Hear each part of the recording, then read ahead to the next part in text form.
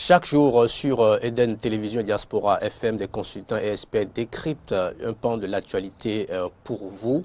Aujourd'hui, dans Fait Croiser, on s'intéresse au thème lutte contre les nombreuses infractions au code de la route. Que faire? Peggy Dovik Dagba, bonjour. Bonjour à vous, tranquille à 4 Belontin, chers amis téléspectateurs et auditeurs, bonjour. Aujourd'hui, nous faisons immersion dans ce qui nous touche dans notre vallée intrinsèque. Il paraît que nous passons plus de temps sur nos routes que chez nous-mêmes. Et pour en parler, notamment, pour parler des nombreuses infractions au code de la route, nous avons avec nous le chef service communication et coopération du CNSR, le Centre national de sécurité routière, Monsieur Georges Anagounou. Bonjour. Bonjour, monsieur les journalistes, bonjour les auditeurs de Eden TV. J'ai bien envie de dire bonjour doyen. Non, écoutez, nous sommes... Un aîné de la profession. Nous sommes dans la génération et puis donc nous sommes appelés à travailler ensemble. Pendant que nous travaillons ensemble, nous sommes d'une même période. Et donc, bon, voilà, nous sommes tous dedans. Vous travaillez, je travaille. C'est ça. Mais c'est quand même pour la disponibilité, c'est important. Oui, c'est vrai, non, mais aussi merci surtout pour vous, votre disponibilité, parce que je dois l'avouer, c'est pour la première fois que Eden TV m'appelle et j'ai toujours attendu l'appel là pour venir chez vous, venir vous rendre visite et venir parler avec vous de la sécurité routière. Ça intéresse, vous l'avez dit tout à l'heure, tout le monde. Tout le monde passe sur la route et donc l'accident aussi sur la route peut vous rattraper à tout moment. Et donc ça n'est pas une personne.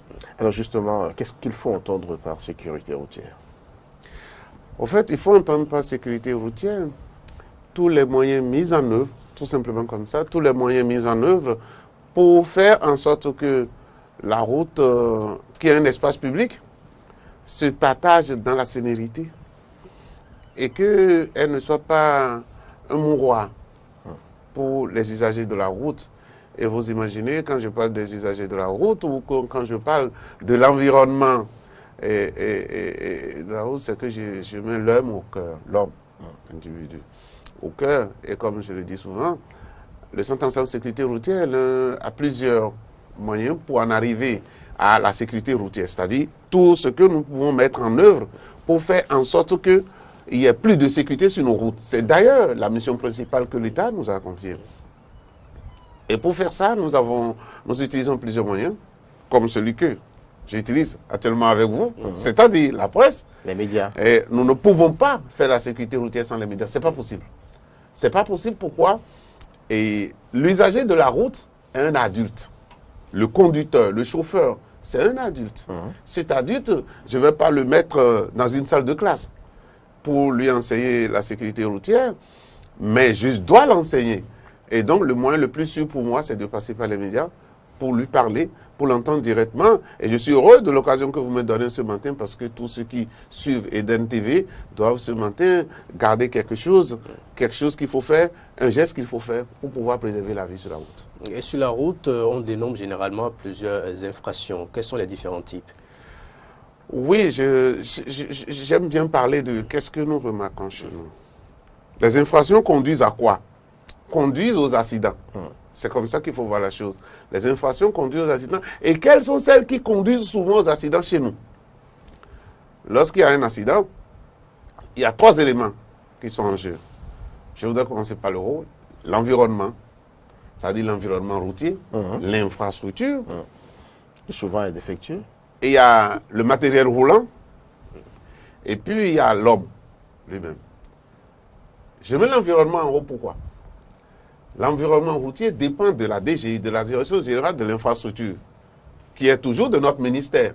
D'accord? Mais c'est toujours l'État. L'entretien, oui, bien sûr, l'entretien, maintenir l'environnement routier en l'état, faire en sorte que l'environnement routier puisse répondre aux exigences du temps. Par exemple, s'il faut faire des routes qui causent de moins en moins d'accidents, c'est la DGI qui s'en occupe. Ce n'est pas nous, ce n'est pas le CNSR. Mais nous travaillons ensemble. Nous avons seulement une structure qui a, par exemple, travaillé chez vous, devant vous ici, devant Eden TV. Vous devez remarquer souvent qu'il y a souvent d'accidents. D'accord? Et ça, c'est à cause de l'environnement routier. Des règles que je ne vais pas évoquer ici, parce que ce qui nous revient au CNSS, c'est pour ça que je parle de ça, c'est que nous, on a une cellule d'audit routière qui va sur la route et qui regarde les points qui crée beaucoup plus d'accidents. Et lorsque nous les relevons, nous mettons ça à la disposition de la DGI, et la DGI agit pour corriger ces erreurs. Il y aura des corrections sur cette route-là, jusqu'à Boycon. Quel est l'état des lieux? Parce qu'il faut, c'est important quand même d'en parler. Quel est l'état aujourd'hui de l'environnement? L'environnement routier au Bénin, je vais vous dire quelque chose qui va vous étonner. Lorsque l'on améliore l'environnement routier, lorsqu'on crée une nouvelle route, on remarque chez nous qu'en ce moment-là, on enregistre beaucoup plus d'accidents. C'est extraordinaire. Qu'est-ce qui explique ça? Voilà. Lorsque la route, elle est bien faite, et bien l'usager dit, bon, mais là, je vais rouler plus vite. Je vais tout faire. Vous savez, on prend des boulides au Bénin aujourd'hui. Il y a des voitures qui coûtent excessivement cher, qui peuvent faire 200-300 km/h. Alors que au Bénin, nous ne disposons pas de route nous permettant de dépasser les 90 km/h. D'accord? Ah, ça, il faut insister là-dessus. Mais les régimes... Il faut vraiment insister sur ce cas. Parce que beaucoup de compatriotes pensent que nos routes sont faites pour les grandes vitesses, pour les excès de vitesse. Vous allez partir sur les routes express, pas l'autoroute. Nous n'avons pas d'autoroute au Bénin. Il faut reconnaître ça. Nous avons juste des routes express. C'est-à-dire les routes séparées par terre-plein et qui ont double fil sur lesquelles vous pouvez rouler au Bénin aujourd'hui. Et ça, c'est souvent à l'approche des villes qu'on trouve ça. Autoroute, nous n'en avons pas. L'autoroute, juste pour donner un exemple à côté, vous allez en Côte d'Ivoire, il y a ce qu'ils appellent l'autoroute du Nord. C'est vraiment autoroute. Vous allez voir que c'est au moins 3 ou 4 couloirs de chaque côté. D'accord. En ce moment, nous véhicules peuvent circuler. Voilà, en ce moment, au moins 3. Sinon, il n'y a pas d'autoroute. D'accord? Nous avons des voies express. En dehors de ça, nous avons les voies à double sens. Et si c'est nos voies, la largeur fait 7 mètres, si cette voie-là, vous êtes obligé de rouler en dessous de 100 km/h. En dessous de 100 km/h. Lorsque vous dépassez ça, eh bien, vous êtes déjà, par rapport à nous, vous êtes déjà en infraction.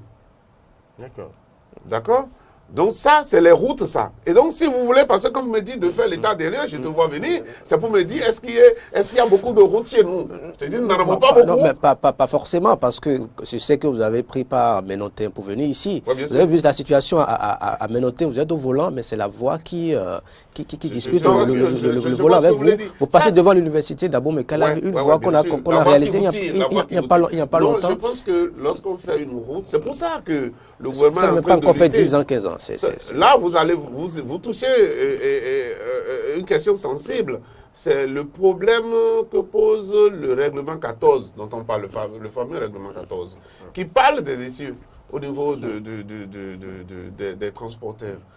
Nous n'avons pas notre voie, nos routes ont une capacité donnée en matière de tonnage que les transporteurs peuvent avoir. D'accord? Mais on dépasse régulièrement cela. Et lorsque vous dépassez régulièrement cela, je ne suis pas un technicien, mais je voudrais juste dire, vous donnez plus de charge à la route. Et lorsque vous lui faites supporter plus de charge, eh bien, elle se déforme. C'est simplement ça. D'accord? Et ce que nous avons, les routes qu'on fait ailleurs, ou lorsqu'on respecte le tonnage et de transport, les routes là peuvent faire 10 ans. Et bien chez nous, lorsque nous faisons ça, en 5 ans, la route s'en va déjà. Alors qu'il nous faut au moins 10 ans pour rembourser la route, les prêts que nous avons consentis pour faire cette route-là. Donc l'État est obligé de lutter contre les surcharges et les chargements hors gabarit et observés par nos transporteurs. Et c'est ça que, parce que eux, ils veulent maximiser leur profit en chargeant plus le camion. Mais en chargeant plus le camion, c'est qui crée des dommages de plus graves à l'infrastructure routière. Oui, mais monsieur Anagonu, aujourd'hui, est-ce que l'État ne donne pas l'impression d'être totalement incapable de corriger le tir à ce niveau? Oui, mais parce que c'est quand même grave ce que nous dites. Oui, d'abord, tu poses un problème inhérent aux États africains. Aux États africains. Je ne vais pas me mettre dans la généralité, mais... Et c'est aussi là où le travail du CNSR, du Centre de sécurité routière, est difficile. Je veux éduquer l'adulte. Mais moi, je n'ai pas de bâton derrière lui. Je ne suis pas derrière lui avec un bâton. Je voudrais juste passer par Eden pour lui dire, lorsque tu veux monter sur la route, essaie d'éviter les surcharges. Parce que lorsque tu fais des surcharges, tu crées des dommages au matériel roulant, à ta voiture. Tu mets beaucoup plus de vies en danger. et tu crées de dommages à l'infrastructure. Voilà ce que tu fais pour ton inconscience Rien que par ça. personnelle. Nous allons là. Vous comprenez? Lorsque nous avons, hier, nous étions en commission technique retraite permis à Boycon, où nous avons reçu un conducteur. Voilà, vous les connaissez. Les bus, les minibus aujourd'hui, surtout en direction de Porte-Nouveau, c'est des gens qui ne respectent rien. Et je vais vous dire, à 80%, ils sont pas détenteurs de permis des restrictifs qui leur permettent de conduire ces bus-là. Et pourtant, ils circulent allègrement. Et pourtant, ils circulent. Et puis peut-être nous allons arriver là. C'est ça qui fait souvent que lorsque le centre de sécurité routière est au contrôle routier, eh bien, vous allez voir des voitures garées sur des kilomètres, les chauffeurs. Parce qu'ils savent que lorsque le centre de sécurité routière est là, le contrôle est plus strict et il y a une certaine règle de sérénité qui fait que vous ne pouvez pas passer entre les mailles. Justement, aujourd'hui, on ne voit plus le centre de sécurité routière sur le voie pour ces contrôles-là. Oui, qu'est-ce qui c'est vrai. explique la chose? On nous pose de plus en plus la question parce que les accidents sont devenus de plus en plus. Il y a des reconnaissances d'accidents et des accidents plus graves aussi. Non, je pense que... Vous avez eu le cas de ce week-end sur la voie concernant Boycon. Zobodomé, justement. pour être plus précis. je Oui, crois. à hauteur de Serquet, je crois. Oui, justement. Et quand notre collègue de la zone est parti, c'était flagrant, c'était l'excès de vitesse. D'accord? Au Bénin, l'excès de vitesse est à plus de 70% la cause des accidents sur nos routes. D'accord? Mais revenons au contrôle routier. Pour éclairer rapidement l'antenne des auditeurs, c'est que le contrôle, en matière de contrôle routier, la sécurité routière l'exige d'ailleurs, que toute structure de prévention routière qui en a les moyens puisse aller sur la route pour voir si les organes qui doivent être présents sur un véhicule, ils sont effectivement avant que l'auteur ne circule. Et ça, en matière de sécurité routière, la prévention routière étant, nous n'avons pas d'exception. Je vous donne un exemple. Lorsque je mets le cinémomètre, c'est-à-dire je mets le radar sur la route, le radar arrête tout véhicule qui est au-delà de la vitesse autorisée. Ce radar-là, il ne fait pas de distinction entre, excusez-moi, mais entre le véhicule du ministre et le véhicule du peloton. Lui fait seulement de distinction entre le véhicule qui respecte la limitation de vitesse et le véhicule qui dépasse la limitation de vitesse. Vous comprenez en ce moment-là que, je le dis souvent, et je dis, lorsque nous envoyons des gens sur la route pour le contrôle routier, nous sommes là, nous-mêmes responsables. Parce que, imaginez que j'arrête le véhicule du ministre.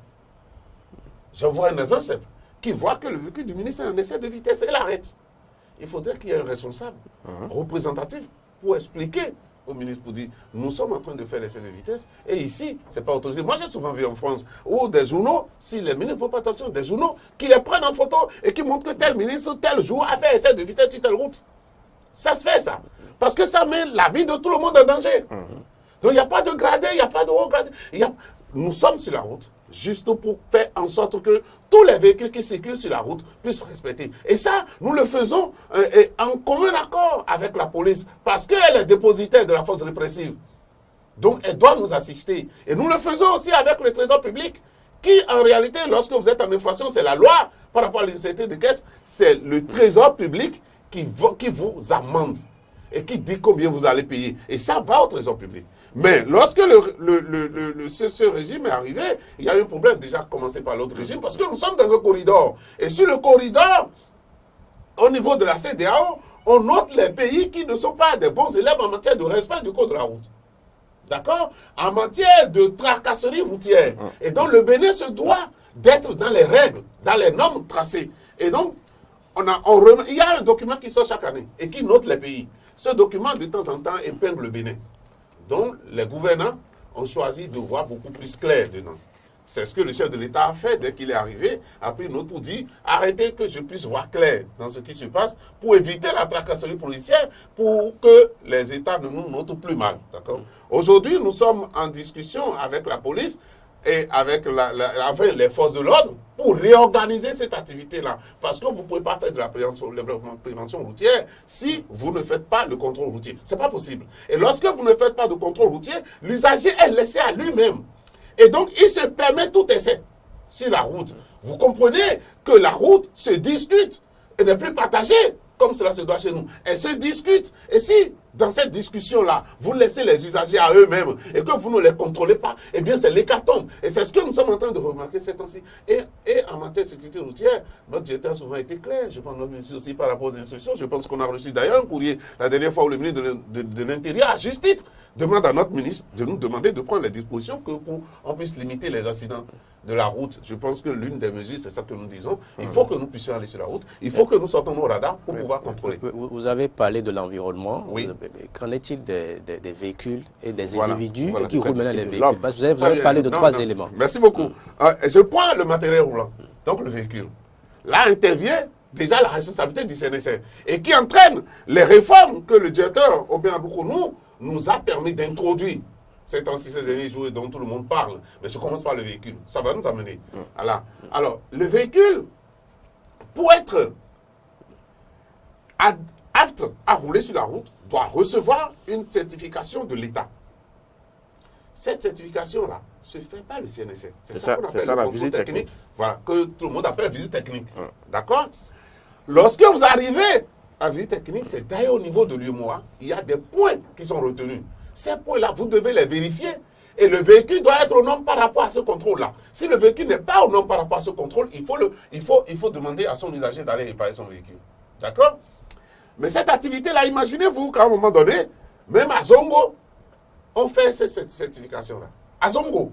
Vous allez à Zongo, vous mettez votre livret à Zongo. À un moment donné, on a fait ça. Parce que nous étions complètement manuels Sans blague. dans le contrôle. Archaïque. À Zongo, on peut certifier votre Mais véhicule. attends, il suffit. Dans le livret, vous mettez le cachet et la ceinture. Donc, il suffit d'imiter la ceinture de quelqu'un, du responsable au niveau du centre de sécurité routière et d'avoir le cachet, le contrôle technique, il est certifié à Zongo, d'accord? Alors, les responsables de CNSR ont réfléchi. Avec l'évolution de la technologie, nous avons d'abord amené ce qu'on appelle le visa sécurisé, qui est simplement collé dans le livret, mais qui sort avec une certaine technologie qui contient des informations qui nous permettent de contrôler si ce visa-là, le contrôle technique est authentique, vient du CNSR. Au fur et à mesure, la technologie aidant, nous avons constaté qu'il y a de failles dans le système. Et quand il y a de failles, il faut le dire, c'est de la technologie, mais ça a un coût. Lorsque le nouveau directeur avec qui nous travaillons actuellement, M. Aubin Adoukonou, est venu, il nous a dit, même si ça a un coût, vous devez faire et assurer ce financement-là, cet investissement-là, parce que ça vous permet d'assurer que le contrôle technique vient de chez vous. Et que quelqu'un ne reste pas quelque part en train de, le faussaire quelque part en train de réfléchir pour changer. Donc, nous avons fait l'investissement. Et c'est la réforme. Et numéro 1 que tout le monde évoque aujourd'hui, parce que je passe par là pour en parler. Donc, lorsque le véhicule vient au CNSR aujourd'hui, et que ce véhicule subit les contrôles qu'il faut, à la fin de ce contrôle, à la sortie de la chaîne de contrôle, eh bien, nous apposons un macaron sur le véhicule. D'accord. C'est les normes sur le plan international. Et donc, ce macaron-là, sur votre pare-brise, c'est déjà le témoin que vous êtes en règle. Donc, ce n'est plus seulement dans le livret que Non, c'est affiché. ça à deux niveaux. Donc, il y en a un macaron dans le livret et le macaron sur votre livre. Le macaron sur votre pare-brise contient les informations liées à votre véhicule. Le propriétaire, le numéro de châssis et tout. Lorsque le policier est en train de faire son contrôle, ou bien les agents du CNSR, en voyant le macaron, on peut aller lire ce qui est visible, c'est que c'est la date de péremption. Quand est-ce que votre visite technique arrive à échéance? Ça, vous pouvez lire ça directement. Le policier, c'est derrière le rouleau, pour dire, non, mais je vais quand même contrôler si c'est authentique ce macaron-là. Nous avons développé une application de scanning qui fait que vous prenez la photo de macaron et avec l'application, vous allez dans la base de données du CNSR et dans cette base de données du CNSR, ça vous affiche sur votre téléphone Android toutes les informations concernant ce véhicule-là. D'accord? Qu'est-ce que nous disons? Nous disons que ça diminue les tracasseries de contrôle routier parce que le policier n'a pas besoin forcément désormais pour le contrôle technique automobile de dire donnez votre livret. Mais lorsqu'il voit déjà qu'au niveau de contrôle technique vous êtes à jour, il vous dit bon, celui-ci on peut lui faire confiance. D'accord? Oui. Donc nous avons introduit ça. Désormais les véhicules dotés de contrôle technique certifiés au niveau du CNSR disposeront de macarons sur les routes. Mais pour en arriver là, c'est que nous avons fait ce qu'on appelle l'informatisation des caisses. Je le dis souvent, l'agent du CNSR, c'est l'agent du peuple béninois. C'est le peuple béninois. On était en audience avec la prévention routière française et nous, on faisait des demandes. C'est normal, pays pauvre et tout. Et la dame, elle nous répond. La présidente, elle nous dit, mais vous savez, L'agent de la prévention routière française, c'est l'agent du peuple français. C'est l'agent du citoyen français qui a mis ça à la disposition de la prévention routière pour travailler en France. De la même manière, l'agent du CNSA ici, c'est l'agent du peuple béninois. Que le peuple béninois, l'État a jugé utile de mettre à la disposition du peuple béninois pour que nous puissions faire de l'éducation routière. D'accord? Donc, nous avons informatisé nos caisses. Et moi, je dis souvent à mon directeur pour dire, au fait, c'est un grand retard. À l'heure de la technologie, au XXIe siècle, que le CNSA soit jusque-là en train de faire de l'archaïque. Le caissier, quand il finit le jour, il fait son point et ça laisse libre cours à beaucoup de choses dont je ne voudrais pas parler ici. Donc, nous avons informatisé. Mais qu'est-ce que ça amène aussi? Lorsque nous avons informatisé nos caisses, c'est que lorsque votre véhicule arrive, toutes les informations concernant votre véhicule sont rentrées dans notre base de données. Donc, nous avons par exemple le numéro du propriétaire du véhicule. Alors, ça entraîne ce que nous avons appelé le SMS rappel. Lorsque votre contrôle technique arrive à échéance, le CNSA peut là-bas vous envoyer un texto pour vous rappeler que, eh bien, dans 2 semaines, votre vie technique ne marche plus. Eh bien, rapprochez-vous de Centre national de sécurité routière pour pouvoir renouveler votre contrôle technique automobile. Parce que vous savez,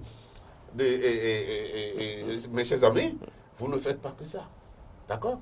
Vous avez vos véhicules. Il vous arrive rarement d'ouvrir le revue pour savoir si vous avez votre assurance est partie ou si votre contrôle technique est parti.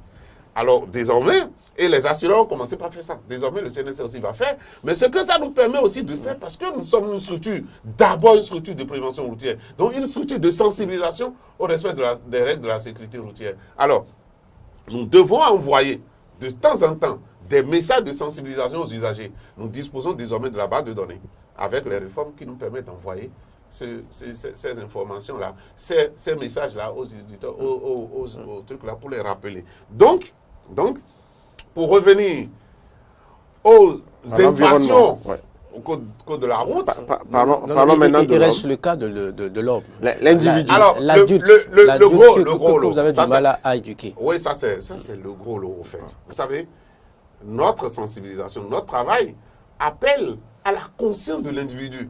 Et ça, c'est plus difficile, en fait. Lorsque l'individu est sur la route et que je lui dis, lorsque tu seras sur la route, eh bien, il faut respecter les 30 km, les 50 km lorsque tu seras en agglomération. Je ne suis pas avec lui dans sa voiture. Cela veut dire que je vais réussir à atteindre sa conscience pour lui mettre ça dedans. Vous savez, ça n'a pas été facile aussi pour l'Éternel de donner les 10 commandements. On a fini par l'écrire pour que les Israélites puissent avoir ça, pour lire régulièrement. Parce que mettre dans la conscience, ce n'est pas chose facile. D'accord? Donc, mais le CNSA a ce rôle-là de dire à Eden TV aujourd'hui, lorsque vous êtes en agglomération, eh bien, vous devez respecter les 50 km/h. Allez vous mettre devant la commune de Caravi et regardez les véhicules passer. Et dites-moi si les véhicules-là ne sont pas au-dessus de 50 km/h. Quand nous voyons ça au niveau du CNSA, c'est que nous disons, est-ce que notre message passe? C'est un avertissement. Éduquer l'adulte au code de la route, l'éduquer à prendre conscience, à avoir un bon comportement sur la route. En réalité, c'est un avertissement à perte. Mais à perte, non. C'est un avertissement dont vous n'avez pas le retour tout de suite. Parce qu'il faut mettre du temps pour faire entrer dans la tête de l'homme que vous devez respecter telle chose. Et ça me rappelle encore, quand nous sommes au niveau de l'homme, je vous donne juste un exemple pour que vous puissiez comprendre. Pendant plus de 10 ans, pendant des années, nous avons sensibilisé les usagers de la route, les gens qui sont à 2 roues, les motos, que vous devez porter votre casque lorsque vous êtes à moto. Des années. Il a fallu qu'il y a 4 ou 5 ans, la police se joigne à nous pour dire maintenant vous avez assez éduqué, nous allons passer à la répression. Vous savez ce qui s'est passé? Le premier jour dans Cotonou, nous avons mis la répression en place. Plus de 80% des usagers de la route, c'est-à-dire des motocyclistes, étaient à casse, étaient avec leur casque. Ça signifie simplement quoi? Cela signifie qu'au moment où nous sommes en train de faire la sensibilisation, de les éduquer, ils ont entendu. Non, et d'abord, c'est qu'ils ont entendu qu'il faut avoir son casque. Et l'État a même fait en ce moment-là que lorsque vous voulez vendre une moto, on avait demandé aux entreprises, vous voulez vendre une moto, vendez la moto avec le casque. Les gens prennent le casque, ils laissent à la maison. Il y a même une structure respectable de la place qui a acheté des casques subventionnés, des casques pour ses employés. Mais vous savez, il y a des employés qui pendant 2 ans ne sont pas allés chercher même leur casque. Et il a fallu qu'on annonce la répression et que la répression commence ce jour. Mais le magasinier était débordé à la veille. Pas tout le monde veut aller chercher son casque. Mais quand ça se passe comme ça, eh bien, nous flottons les mains au niveau de centrale de sécurité routière pour dire, et voilà, on a réussi un coup. Donc, une parenthèse, mais est-ce que dans la circulation, est-ce que les gens mettent vraiment de bons casques? Quand vous observez ce qu'ils mettent, parfois c'est de la plaisanterie.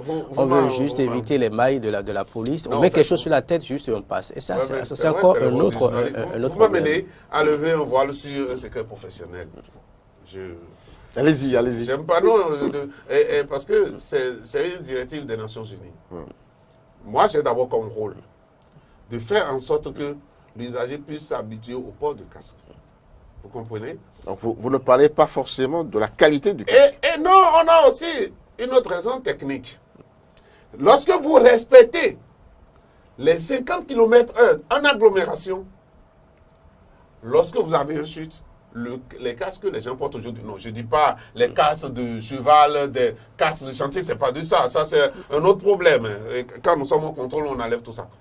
Les casques que les gens achètent continuellement aujourd'hui, lorsque vous êtes à 50 km/h et que vous avez une chute, ce casque-là peut encore supporter cette chute-là. C'est ça, la réalité. Mais moi, j'ai comme rôle, premièrement, en suivant les directives des Nations Unies, j'ai comme rôle de faire en sorte que les gens puissent s'habituer dans un pays au port de casque. Vous savez, nous sommes dans la décennie d'action pour la sécurité routière. Je prends le cas des Vietnamiens, par exemple. Vous savez, c'est 2 roues, moins de transport numéro 1 chez eux là-bas. Il n'y a rien d'autre. D'accord? Ils ont pris comme ligne.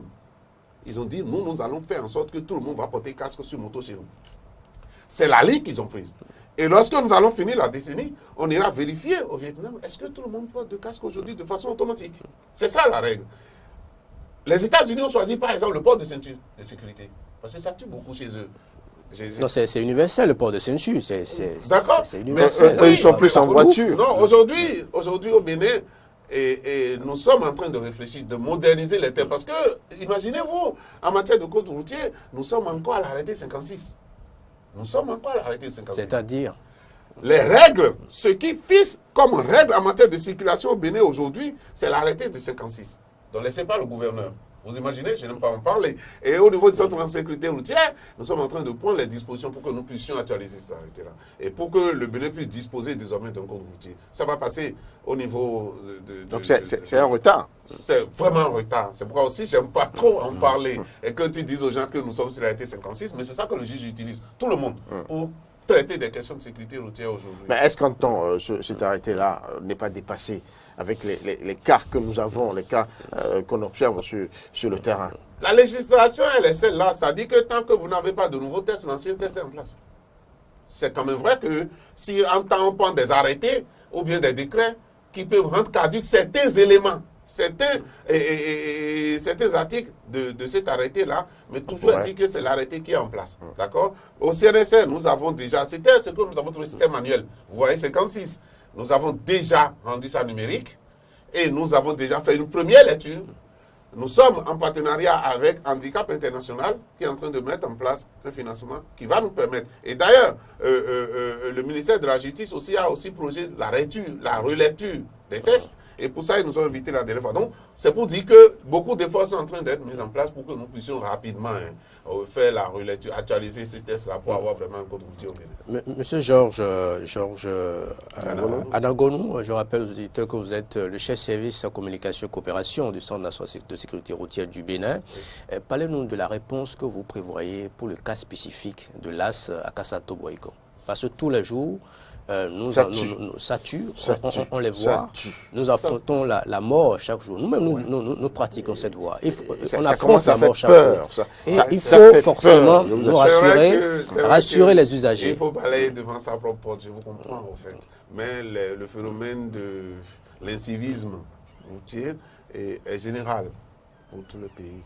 Et si c'est modifié, parce que, au fait, vous savez, il n'y a pas longtemps, cet as-là a fait l'objet d'une réflexion. D'accord? Et donc, c'est devenu beaucoup plus, et c'est ce que je disais, modernisé. Et donc, du coup, l'usager veut aller plus vite.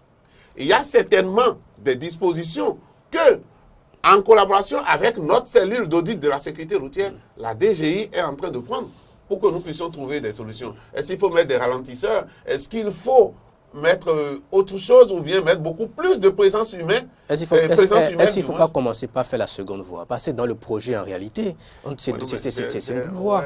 Mais c'est arrivé jusqu'à un niveau donné, et puis voilà. Et puis le terre empêche les motocyclistes, surtout la nuit, de circuler. Et puis c'est une voie non éclairée. Elle n'est pas du tout éclairée. Non, il y a la lumière, mais elle est souvent en panne, c'est ça? Il n'y en a pas. Il n'y en a pas. Au retour, il faut observer. Il y a jusqu'au niveau. Il n'y en a pas.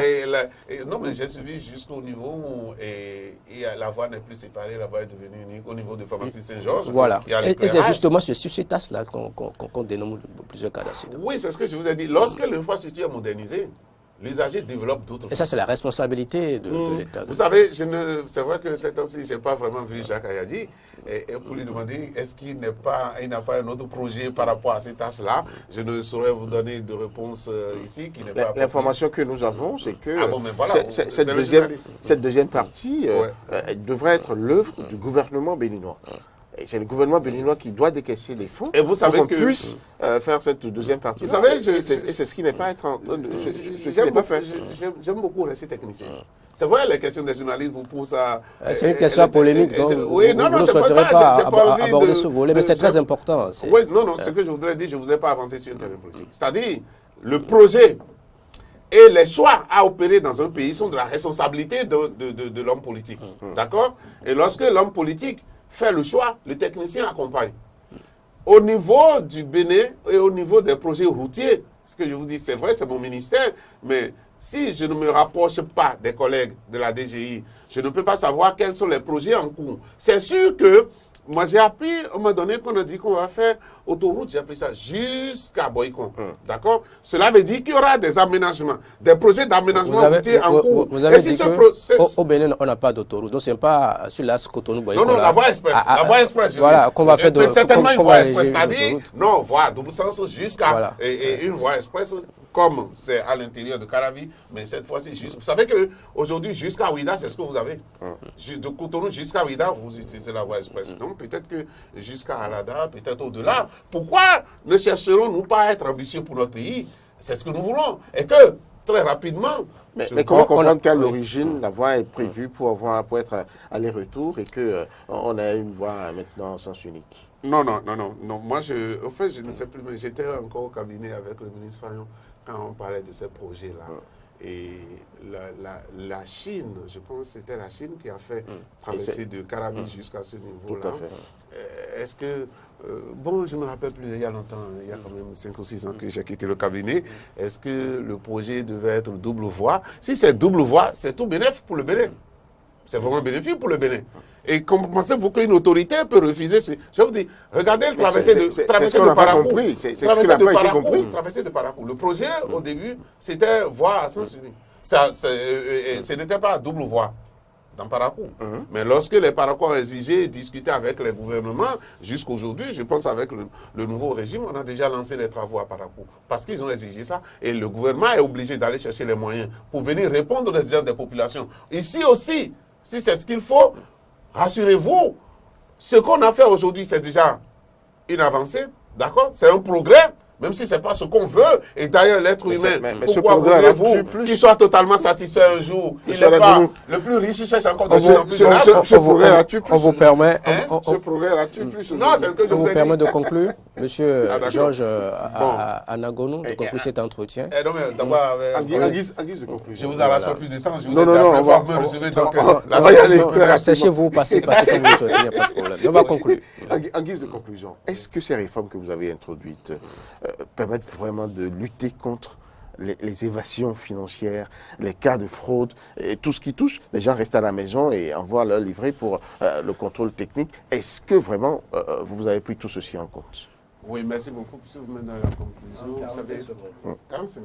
Non, je voudrais juste vous dire que je n'ai pas l'habitude de faire l'éloge d'un directeur. Moi, je suis un technicien, d'accord? Mais je voudrais dire que sur tout ce point-là que vous avez, les fraudes, rester à la maison pour faire la visite technique, c'était la bataille numéro 1 que le directeur Aubert Adoukono a engagé au niveau du Centre national de sécurité routière. Parce que vous savez, ça, il le dit, la visite technique, le contrôle technique au niveau du Centre national de sécurité routière coûte 11 500 francs. Mais les gens restaient chez eux, donnaient jusqu'à 25 000 francs pour envoyer faire le contrôle technique automobile. moi, l'État me charge de faire contrôle technique pour les véhicules qui se présentent. Je n'ai pas prévu la fraude.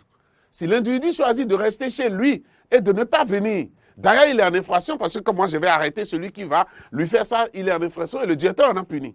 On a mis des gens au chômage pendant 3 mois, sans salaire, parce qu'ils ont fait ça.